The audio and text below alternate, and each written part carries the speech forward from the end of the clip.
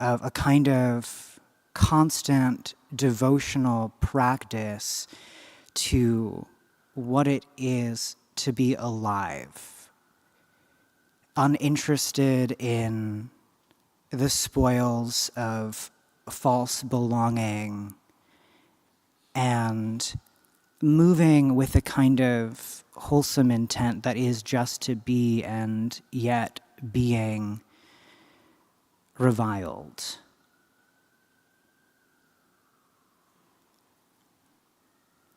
It's a paradox that is too big for me to hold on my own. And so I look to my trans community to knit the space together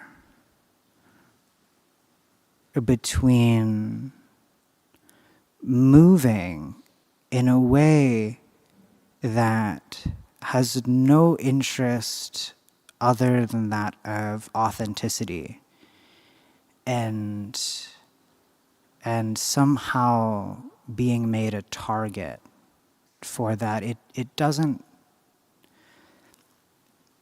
quite compute. And so for all of our trans siblings who are here tonight, I say thank you, and I see you. And to everyone who might think that I am off my rocker, I say thank you, and I see you.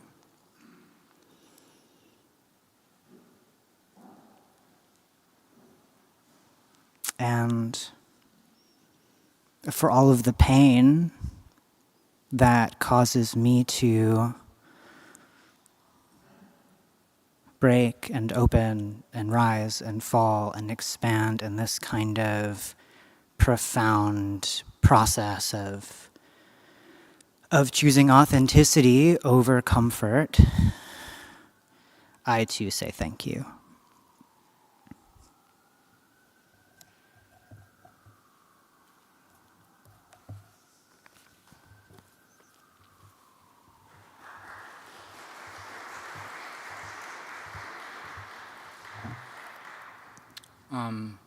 Let's take a breath. I feel like oftentimes when I go to services like this, there's a lot of like, who's next, what's next? And my autistic brain is like, I need this to go on schedule. But I think we also need to like value what people are saying. So let's take a breath. And I'm gonna invite CK whenever you are ready. You can come up here. You can choose between these.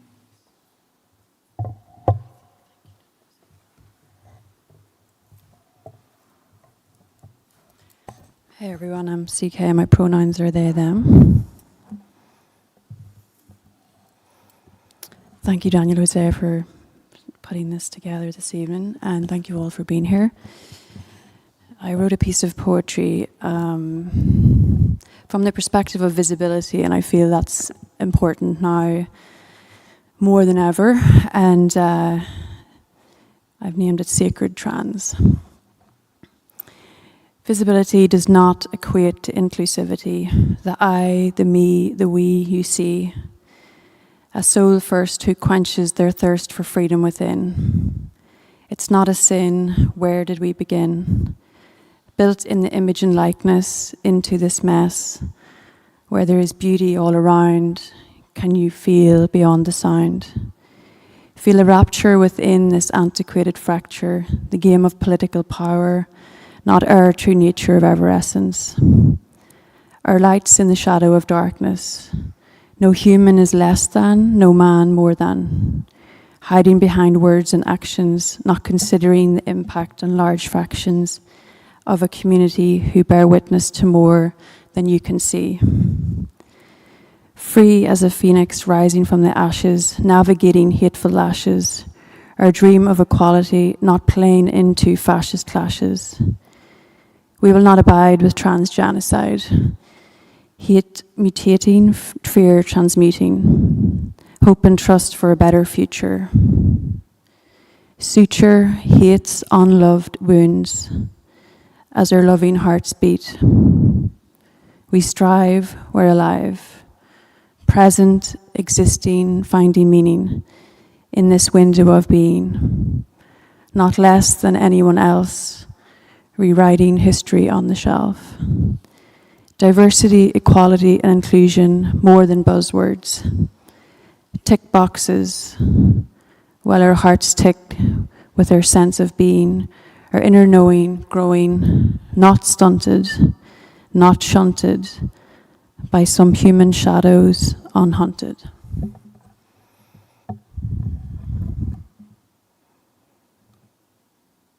Thank you.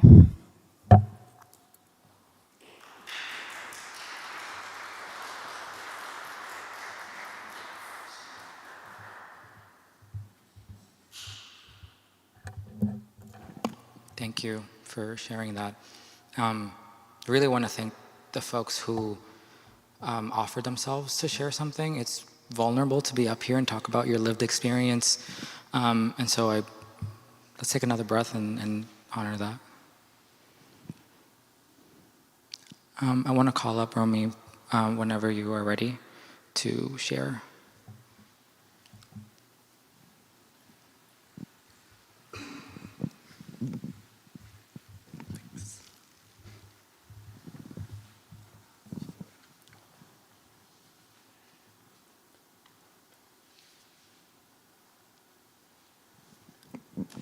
In the name of the Father, and the Son, and the Holy Spirit. Amen.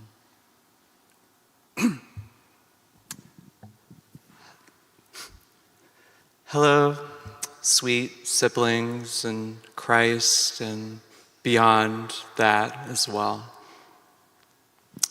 I was remembering back in 2019, I was in a meditation class that met here every morning, Monday, Tuesday, Wednesday, and Thursday at 7 a.m. And we meditated for about 40 minutes every morning. And I just came here to start pursuing my Master's of Divinity and was terrified by that prospect. Mostly the prospect of dying poor and alone, a pariah, someone who really went out there, who took a leap to invest themselves in liberal and leftist religious world, like that's a lucrative market with safety. And I was also coming from a place in which I was not safe, a period of time where I was surviving mostly through friendship, found family, and community. And if I know anything about my family, my fellow union students, is that many of us share that trajectory. And many of us take that leap with varying results. And I remember sitting here and really sitting with that fear. I'm gonna die poor and alone. What the hell am I doing here? I'm gonna die poor and alone. And then one day, it dawned on me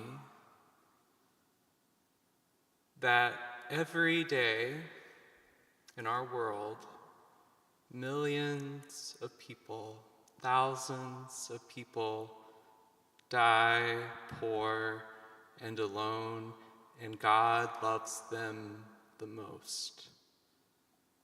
Why was I afraid of being where God's love is most intensely in the world? Why is that scary to me? And since then, that thought has eroded away at me. Still, some nights I lay there being like, oh my God, I'm gonna die one day. What am I going to do? What am I doing? But slowly, like grace, it keeps eroding away at me. And then over the past couple of weeks, this thought has come back in my mind, and I've begun thinking about it in the way in which that we need to reject the fear of dying well. We need to reject that fear of not dying well, the fear of dying alone, humiliated, ashamed. Because if we cower to that fear, we will never live our lives. This world that we are in, and I mean not this world, this beautiful fleshy matter that we all inhabit, but the world as configured by power and by profit and by capital is constantly trying to make us choose life ways in which we will die well. To die in a nice hospital, to die with retirement, to die surrounded by our nuclear family. I reject that because I am interested in the life ways that don't fear death and all of the radical possibilities, all of the abundance that is outside of that fear.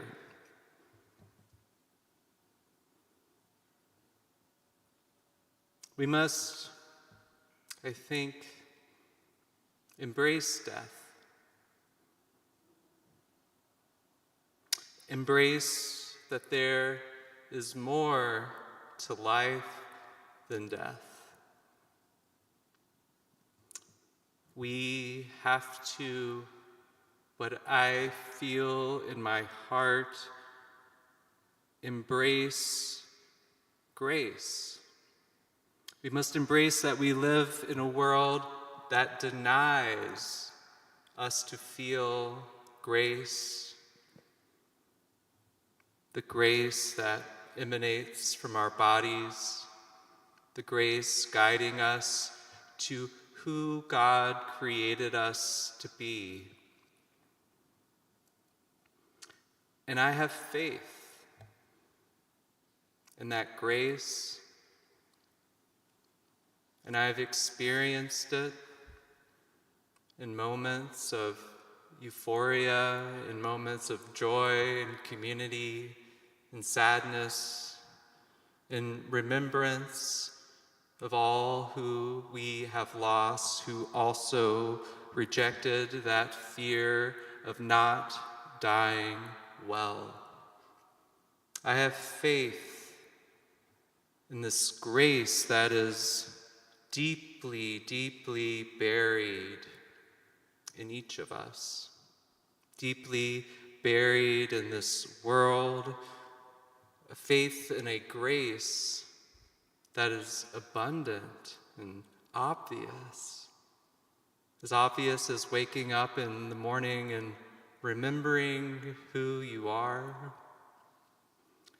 I have faith in a grace that defies our comprehension, that breaks molds and barriers and reveals new selves to ourselves, to each other. I have faith, and I have experienced that grace. And in the coming months and years and decades, we must keep to that faith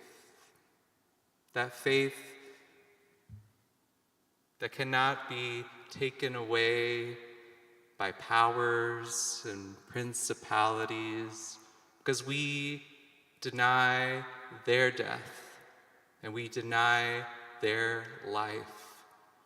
and we choose our own. Amen.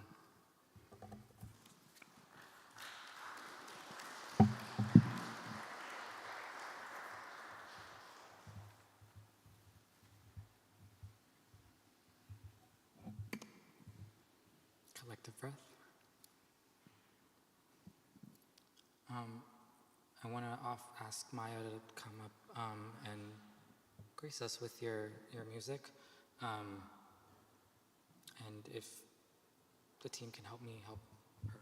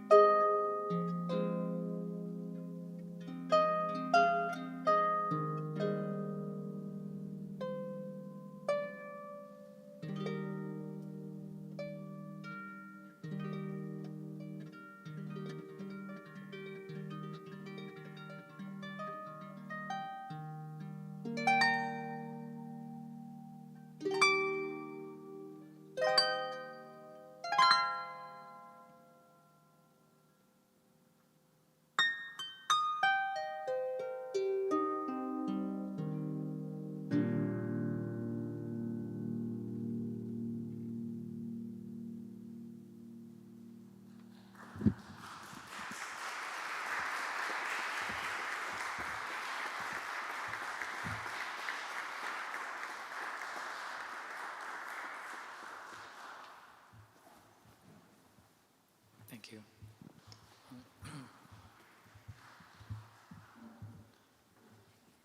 I'll admit I've been running around all day. I was up since 3 a.m. trying to make sure that everything went smoothly, and I'm not saying this to please myself. I'm saying this because I haven't had a moment to really sit and think about what this day means. And so getting to hear music and like sitting, even if it was for 5 minutes, and seeing the slideshow, yeah, feelings. Is Emojin here? Okay. In the meantime, while we wait for the next person, I will invite folks, if you want to stand up, stretch. The slideshow behind me is folks from all around the world who died in some way or another. There's a lot of, there's the ways that they died, but I never like to focus on that. So on the table, there are photos of people in the US who were killed this year. And there's, not everybody, but most of them have bios about their lives, not their deaths. So I invite you to take a couple of minutes, intermission, if you will, to stretch and just sort of take some of this in.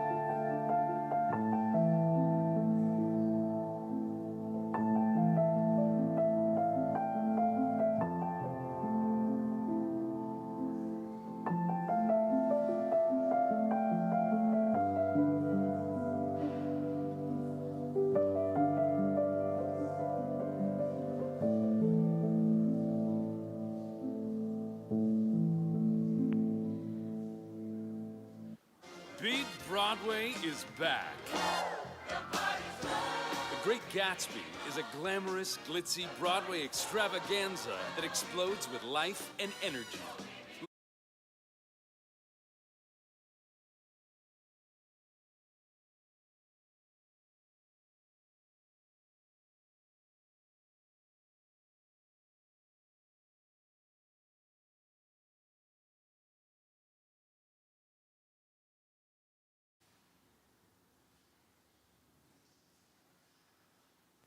Hi, I'm Brad Baxter, founder of Whisker.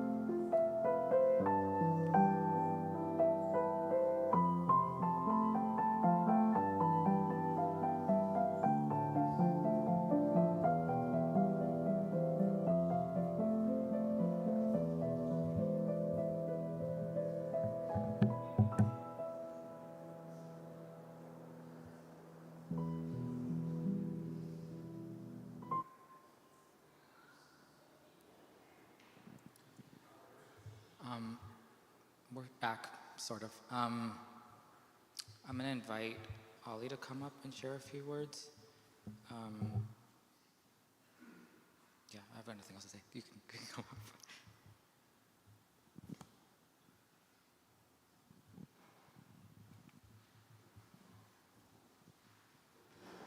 Hey, everybody. I'm happy to be here. I'm sorry for being late. And I'm in this pattern, this cycle, maybe it's familiar to some of you, where every year I'm like, oh, damn, it's like that time of year. And this year I'm gonna write something. This year I'm gonna like reach down into my soul and try to like figure out how to explain my identity to the world. And this year I'll like find a good way to say it. And this year I'll make it really clear that this isn't just about trans people, it's actually about all of us. And I don't do it because it's really hard. Actually, it's really hard. And I've failed at this for 2 years so far at Union. And the last minute, I just read somebody else's words, the words of people who I'm very indebted to, who have the gift and do the sacrifice every day of reaching down and try to explain their experience. And so I'm still not really going to explain my experience, but I am going to try to at least craft something that I pulled together between the subway and here and some theology I'm trying to read, and it's attempting to be a theological argument, and if it sucks, I welcome feedback, really, truly. Because honestly, I just want this to get better. I want us to find ways to talk about it together, and I want to find ways that it's not just trans people talking about this. It really, really matters. Or somebody who happened to date a trans person, or somebody who happens to have a friend or a family member and had a gateway trans in their life, so now they care. Bless your gateway transes. I'm here to say thank you to all the gateway transes who have brought some people in, but like we need more than that. So I'm calling this the other 1%. Trans people in the US make up roughly 1% of the population. I saw a statistic recently that Trump spent $250 million making just anti-trans propaganda videos, which is kind of cool in a way, because if you do the math and we're 1% of the population, that's like $150 spent per trans person in the US, which is probably like more than anybody has spent on trans people before. So if you want to spin it, that's kind of cool. For every $100 that's given out in philanthropy every year, if you cut the $100 into dollars and you cut the dollar bills into pennies, then 4.6 of those pennies go to trans people for every $100 that is spent. So if you think of Trump's $250 million, that's compared to an annual like $48 million that like all of philanthropy gives to trans people. So I've just been walking around since reading that statistic like I would like my $150, and I think we should all get ours too, and maybe that could be a campaign we do. But I think the point there is that the trans community is devalued, not just devalued, dehumanized, doesn't count at all until it's convenient to have a common enemy, and then it's like valuable and worth investing in. And I'm only talking in money because we live under capitalism, and like that's a way we like tend to understand what value means, right? But it's actually not about this 1% of the population, and there's really not much overlap between this 1% of the population and the other, what we usually call the 1%, except maybe Caitlyn Jenner, who's like probably the only person standing in the Venn diagram between the two.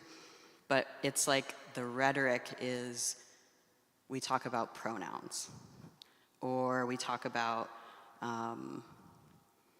like clumsy grammar constructions of how to not make somebody feel bad when you're trying to talk about an individual and how they feel about their identity that you may or may not understand and is a really small fraction of the population, so like why does it actually matter?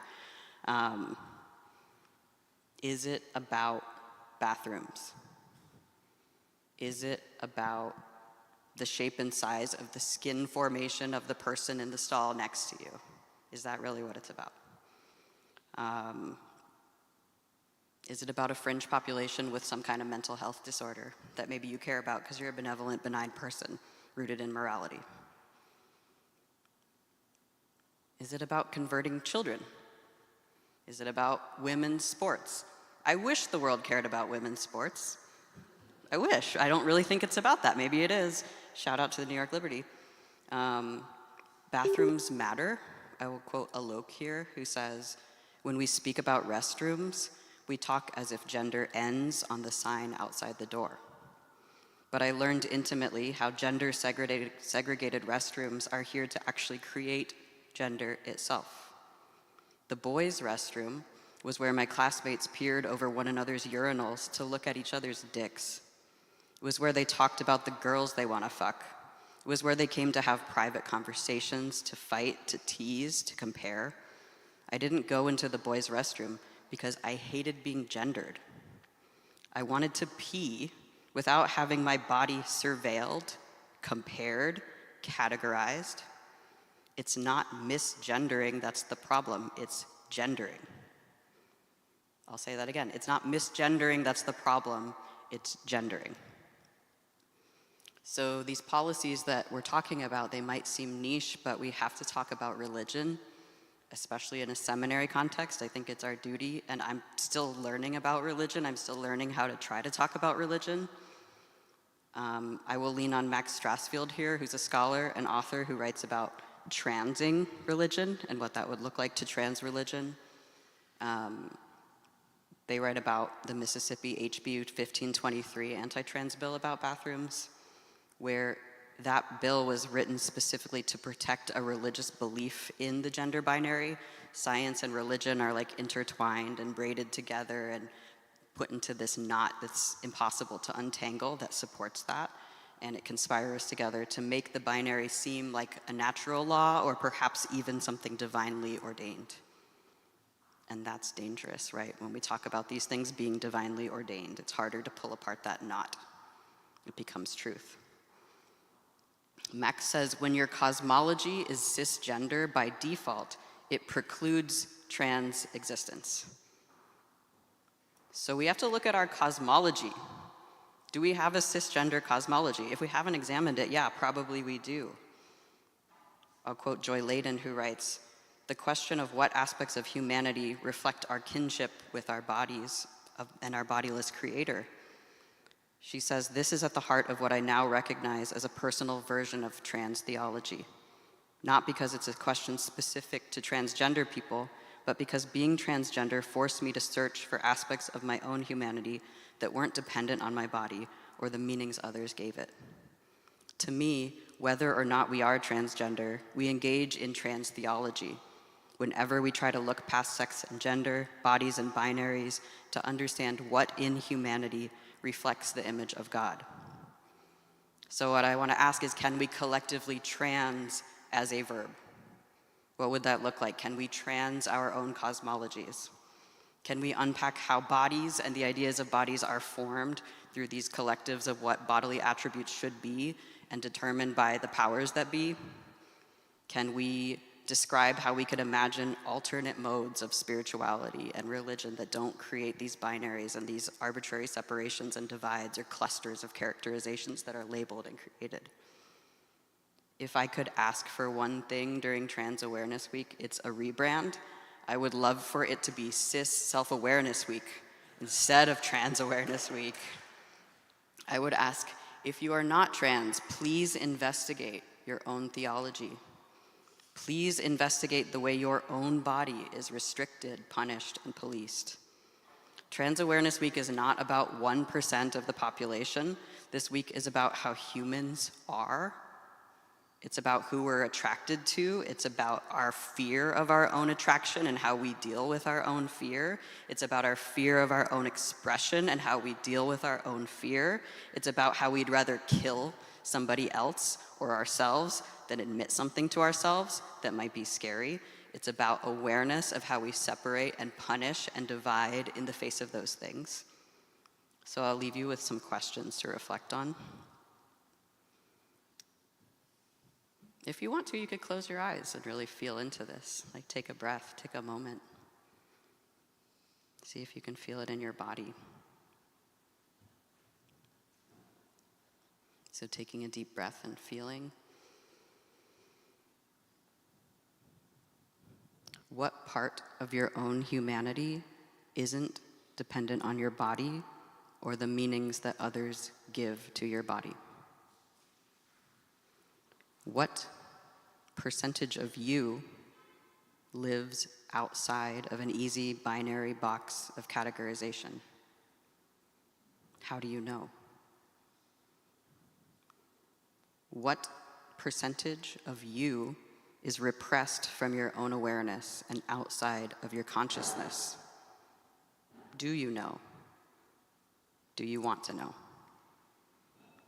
What part of you is locked up, frozen, or desperate to manifest? How do you know? What's telling you? How do you listen to it? What part of you have you gotten back in touch with? What part of you have you delighted in reclaiming and realizing that there's no separation between what we call holy and what we cast out? And finally, what part of you is willing to fight for the liberation of all beings, including yourself? Thank you.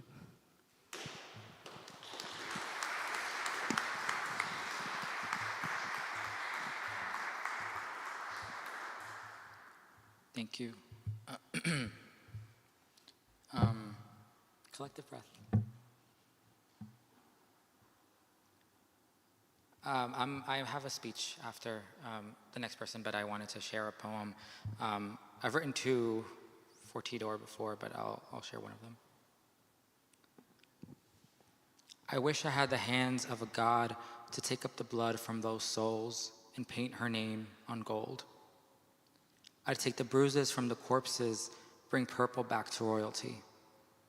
I'd give them arms to run to when the only arms they've seen have been those coming mercilessly. I'd take away the rule book for survival because they'd breathe life, they'd breathe magic back into this air. I'd place the fallen stars back in the night sky so she can brighten up this world again. If I had the power of a deity, I could divide the Red Sea for each of us because I don't want to drown in judgment. If I could raise people from graves, I'd make zombies royalty, the venom in their stomachs, the self-hatred on the roads, the anchors hanging would vanish. He'd be the man he always knew he was. She'd be the queen she was destined to be. They'd be alive. I'd save them if I could, honor the air they breathe because it's stardust, clear the roads they walk with palms. Jewels don't belong in the ground. They deserve to shine. I'm going to invite one of my favorite people in this world to come and also honor us with music.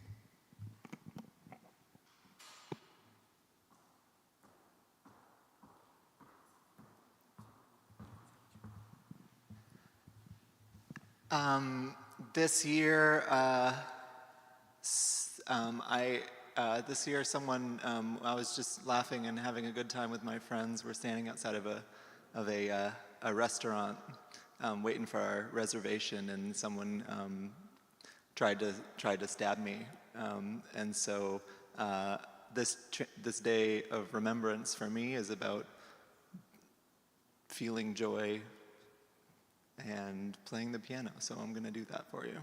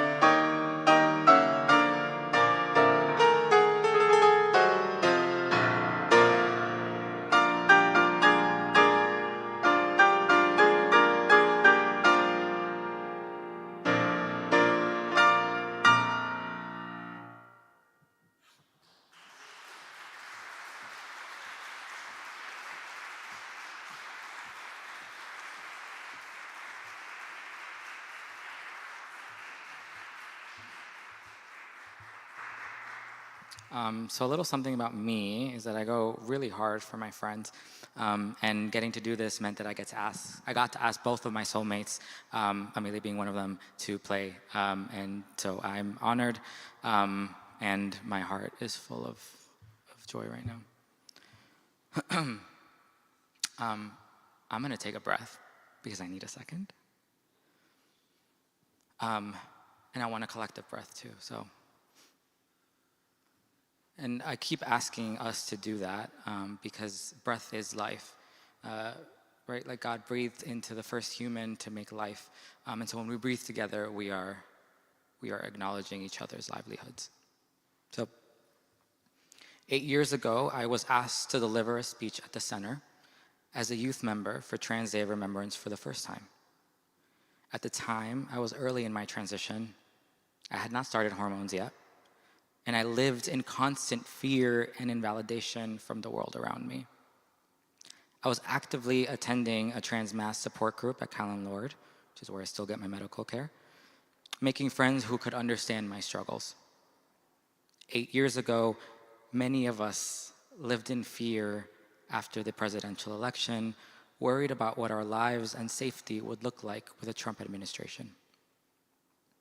One of my friends attempted suicide shortly after the election, and I was so scared that my speech would have to include one more person in the list of people we lost.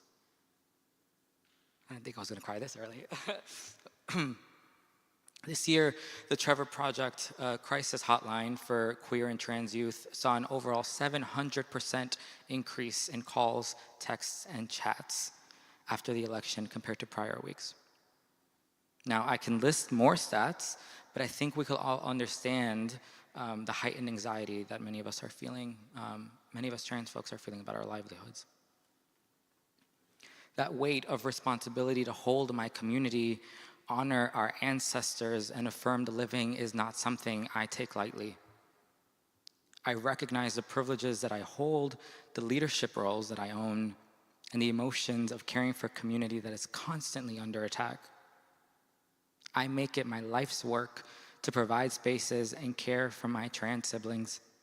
So I also want to thank everybody who's here and watching virtually for helping collaborate in that space making. I'm not here to talk about what the future is going to look like, because I have no idea. What I hope to do is use my platform to bring life back to these bones. The photos you see on the table are only a portion of the people we've lost this year. Some of these folks were just starting their lives. For the past couple of months, I have been frustrated with Christianity as a concept. I've been recalling the deep-seated trauma I faced from the church when I was trying to understand who I was. I see the messaging that the Christian nationalists use to defend their stance of hatred. But despite that, I turn to Christianity tonight to start thinking about the importance of revering and honoring these deaths. The practice of honoring the cross has taught me how to value death in the hands of an empire. I will preface that my own theology is not based on a God who condemns and sends his son to be made human and die for God's own forgiveness of God's own standards. What I want to focus on here tonight is a demonstration of public death because the message of valuing the undervalued was too radical for a system of oppression. I recognize that I'm in a seminary that challenges supersessionism, but I'm going to use a text from the Hebrew Bible that has been understood by Christians to mean Jesus and sort of modify it to process the death and violence. I'll be reading a few verses from Isaiah 53 and changing some of the pronouns from he to a plural they to talk about the folks that we have lost.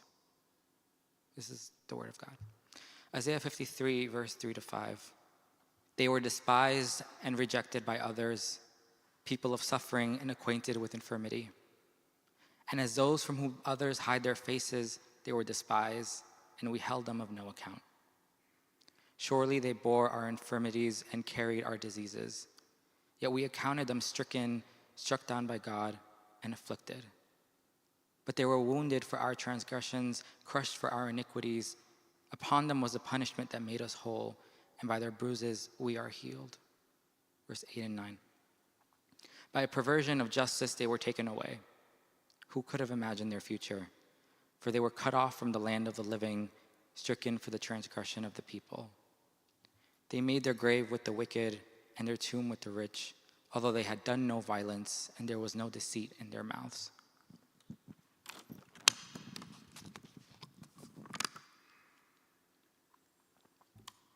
Now, this chapter is understood to mean that the servant's death, arguably Jesus or Moses or Israel, or however you want to see it, is serving a larger purpose. The last verse mentions an intercession with the transgressors. I want to make clear that I am not sweeping these lives lost to an ideology that argues that everything happens for a reason. I'm not saying that we've lost folks because there's some kind of modern version of a sacrifice. I also want to make it known that I value holding space for grief. I value holding space for anger, frustration, numbness, and despair. There's a beauty in being able to honor our feelings in community. So if the messaging at any point tonight, be it mine or anybody else's, felt too action forward, know that there is space for the stillness in tragedy. This day was created to commemorate those we've lost to anti-trans violence, committed by those who choose to uphold the systems of patriarchy, cisnormativity, binarism, and white supremacy. It is, as verse 8 mentions, a perversion of justice. So what do we do with that? Death is not the opposite of life. It's the conclusion of it. And I argue here that these rebels, these folks who carried the message of truth despite the pushback of norms, died because their beings were too vibrant, too reflective of the God of love. Some didn't get to see that. Some ended their own lives because of the messaging they received from the world that we aren't worthy of respect. I want to suggest that we honor our trans kin's deaths by furthering the message of life. The unofficial motto of Transgender Day of Remembrance is remember our dead, fight like hell for the living. So may we fight like hell, raise hell, and continue to sanctify those that are still alive. And to my trans family specifically, know that I feel frustration too. Another year of counting those that we've lost. I choose to make myself visible and loud because I refuse to allow anyone to tell me that I am not made in the image of God. We are divine. And I will do what I can for us as long as I can until the day I no longer have to. I'm happy to be in community with you all because I've learned in this community that we are made too big and too holy for us to ever be made small. So I refuse to let us be small.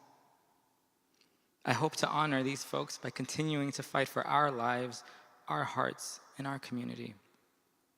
And now in Spanish, to honor my Latina trans family. Nunca dejaré que nos quite nuestro valor. Somos hechos en la imagen de Dios. Somos santificados, amados y preciados en comunidad juntos. That was it for me.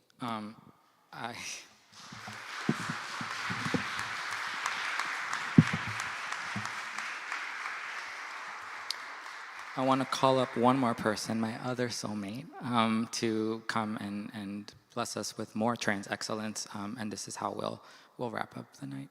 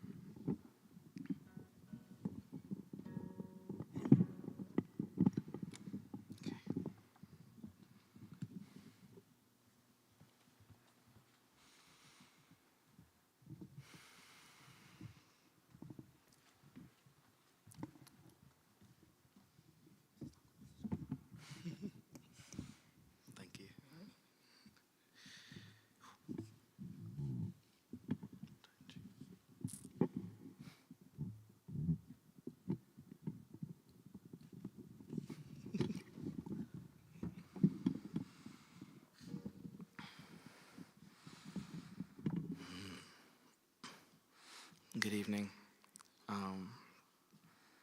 Yeah, this is just a very sad day. And an important day just to grieve with one another. I am of the belief that grief is gratitude. And that to honor those feelings is to remind yourself that there is love still in the people who have passed on. And that we should be grieving as a unit. And making space for ourselves to be able to do that. And these next couple of songs are songs that I have written in grief. And songs that I have written about grieving just mortality and being very aware of my own and my trans siblings. So this first song is called I Cannot Be Reborn.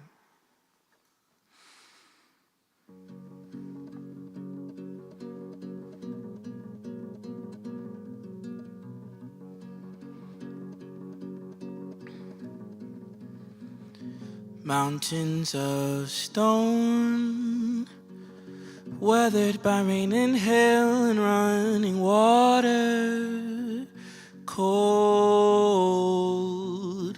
like a vision conjured with nowhere left to roam, like a ghost. And I'm tired of fickle candle flames, potential freedom gone to waste, like livestock playing a human being's game. What does it mean? What does it even mean to be human anyway? 'Cause there must be more than the truth that I live and die for sport. I am awakened, I'm confident and sure I can, and I won't be reborn. Be reborn. I'm opening wounds from a body that my soul used to belong to, with the trauma of being bound to the earth, while I'm 6 feet under God's almighty curse. And the madness, my constant enemy, the sadness, the bedrock for overwhelming grief, and I'm crying for the souls I simply cannot reach.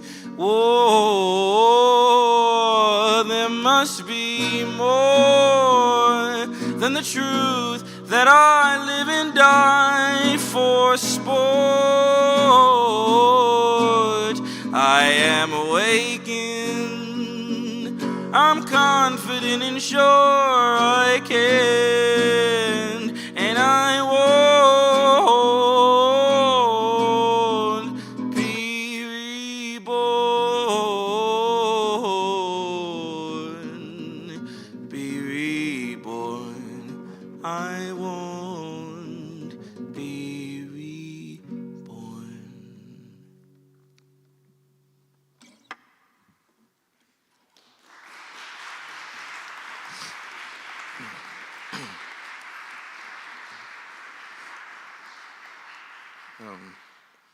For the next song, I would like to call Amelia back up to accompany me.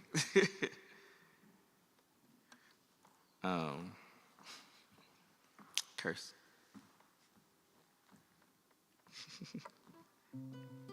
This next song is called The Curse of Knowing. I feel like just as trans people, we are pretty hyper aware of our realities and everything around us. And because we are sort of doing this amazing work of trying to live the freest lives that we possibly can within ourselves and externalizing that. It's really easy to see how much people who are not trans are just shackling themselves. And I feel like I wrote this song sort of to remember how how observing that and not being able to do anything about it sometimes feels really stifling. So this is The Curse of Knowing. Oh.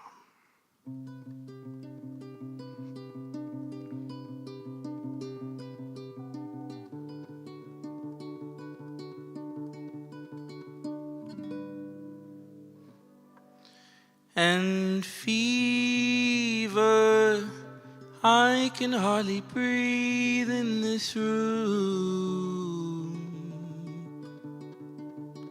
And what's the reason? Did you know it would break me? Did you know I would lose my head? Oh, the world is turning red. Bloodlines burn from expectations. Bridges built on weak foundation. I guess we'll never learn. And how do I confirm if I am the problem, or if God is cruel and heavy-handed to the weak-hearted? And oh, my punishment is the curse of knowing that it's all performance. And we dance without knowing. And we dance without knowing. And we dance without knowing. And broken, resigned to love whomever gives me a little time. Don't look me in the eye, I intend to soften the weight of never being held for long, pretending to be strong while the world is turning red. Bloodlines burned from expectations. Bridges built on weak foundation. I guess we'll never learn. And how do I confirm if I am the problem, or if God is cruel and heavy-handed to the weak-hearted?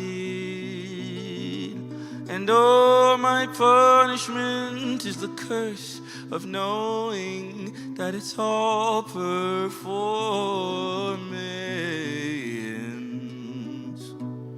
And we dance without knowing. And we dance without knowing. And we dance without knowing.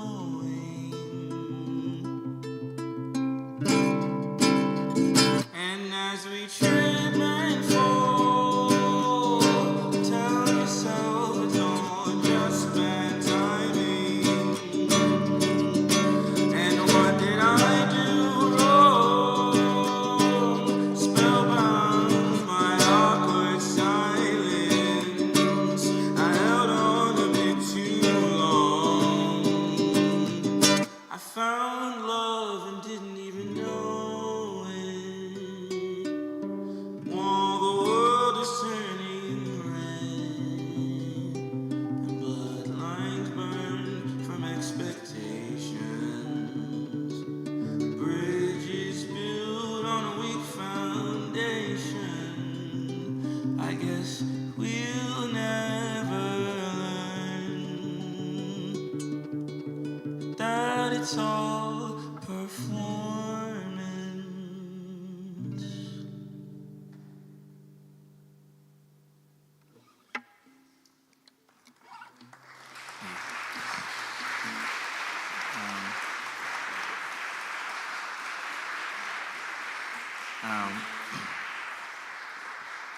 I have one more song, and since some of my greatest trans siblings and friends are here, and Amelia and Daniel, and I feel like as trans folks in this time of need and in this paradigm, which is crazy,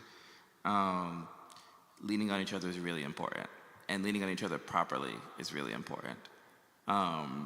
And the song is called A Delicate Reminder, and it's about holding space for each of us to just grow and be our unique selves with the space that we need and the space that we can take up.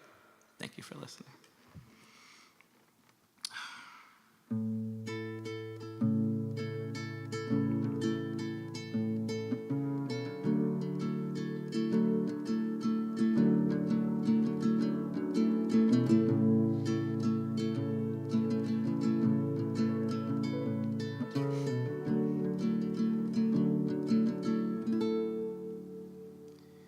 And 1 foot at a time, you're doing just fine.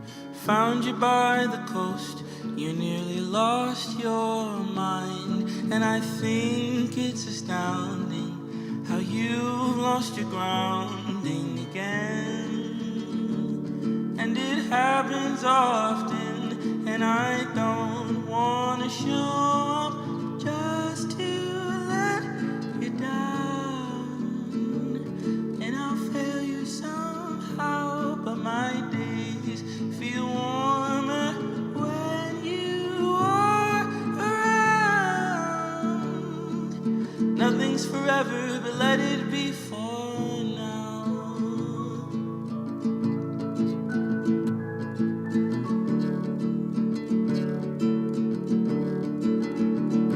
And I know love is your Achilles heel. Hearts aren't made of steel, guilty as they come, as jaded as I feared. And I know it's patronizing to claim you're not trying to grow. So just tell me when you know, 'cause I don't wanna show up just to let you down. And I'll fail you somehow, but my days feel warmer when you are around. Nothing's forever, but let it be for now. Let it be for now. And I know I'm not confident that I can see you without coming undone. And you rattle my bones in ways I've never known. So where did this misery come from? Oh, how can I still love you so much? So I'm not gonna show up just to let you down. And it might take a little while, but no, it's just for now.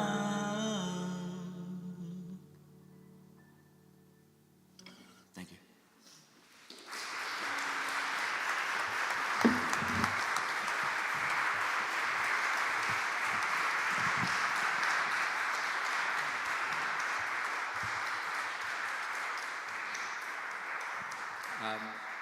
Thank you all for coming and for those who have been streaming.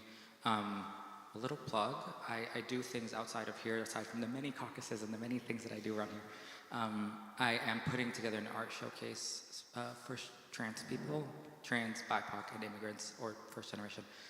There is a flyer there with more information, and at the bottom of the program there's more information. And I'm mentioning this because aside from remembering those we've lost, it's so important to support those that are continuing to tell our stories. I'm one of the artists that is showing their work,